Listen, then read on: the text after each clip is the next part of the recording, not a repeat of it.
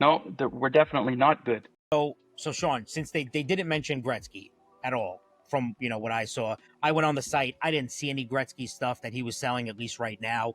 But is anybody safe? Is any athlete safe? And are you seeing any of these effects within the Gretzky community, or is it like, okay, they didn't mention Gretzky, so we're good? No, we're definitely not good.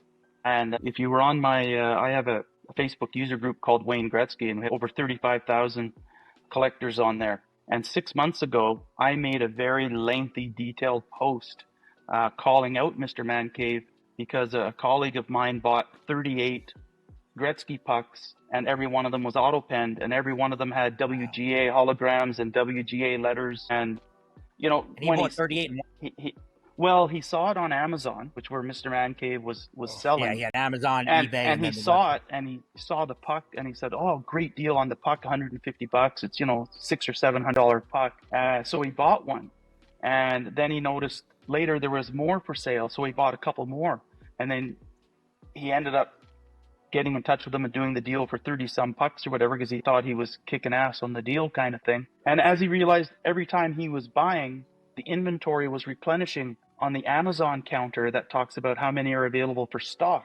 Kind of raised a flag with him and he reached out to me. And before he actually even received the pucks, he sent me photos. And I didn't even have to zoom in on the photos. I immediately knew they were auto pen. And I broke the news to him. So, he's initiated the process of getting his money back through the vendor and things like that, which I think Yeah. he was successful in. But I took all of the information and I made like I said, a very lengthy, detailed post about this and called him out. And then another person chimed in about an experience they had, and I encouraged that person to take their information and mine, take it to the FBI. I said, they're probably watching him anyway. And then it all went away. Some people thought, oh, he's been scamming for years. Some people knew about him and knew his history, but most people had no idea.